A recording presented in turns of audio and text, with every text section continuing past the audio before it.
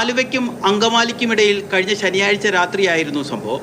60 kilometre വേഗതയിൽ ഓടിക്കൊണ്ടിരുന്ന ട്രെയിനിന്റെ മുന്നിലായി കുറച്ചകലെ രണ്ടുപേർ നിൽക്കുന്നതായി ലോക്കോ പൈലറ്റുമാരുടെ ശ്രദ്ധയിൽപ്പെട്ടു. ആത്മഹത്യയ്ക്കുള്ള ശ്രമമല്ല എന്ന് മനസ്സിലാക്കിയ ഉദ്യോഗസ്ഥർ വളരെ വേഗത്തിൽ തന്നെ എമർജൻസി ബ്രേക്ക് ഇടുകയായിരുന്നു. അപ്പോൾ അവർ മാറാൻ ശ്രമിക്കുന്നുണ്ടായിരുന്നു. പക്ഷേ മാറാൻ ശ്രമിക്കുന്നതിനിടയ്ക്ക് ഒരു മാറുമോ, ട്രെയിൻ എത്തുന്നതിന് മുമ്പേ മാറാനുള്ള സാധ്യത ഇല്ലയെന്ന് ഞങ്ങൾക്ക് തോന്നി. ഞങ്ങളപ്പോൾ ഉടനെ തന്നെ എമർജൻസി ബ്രേക്ക് അപ്ലൈ ചെയ്തു. സ്പീഡ് ഏകദേശം ഒരു 60-65 കിലോമീറ്റർ സ്പീഡേ ആയിട്ടുണ്ടാവുള്ളൂ. എമർജൻസി ബ്രേക്ക് ചെയ്ത് അതിനിടയ്ക്ക് ഇവർ ട്രാക്കിൽ നിന്ന് എഴുന്നേൽക്കുകയും പക്ഷേ രണ്ടുപേരൂടെ പരസ്പരം കെട്ടിപ്പിടിച്ച് നിൽക്കുകയായിരുന്നു. അതായത് ഒരു അബദ്ധത്തിലാണ്.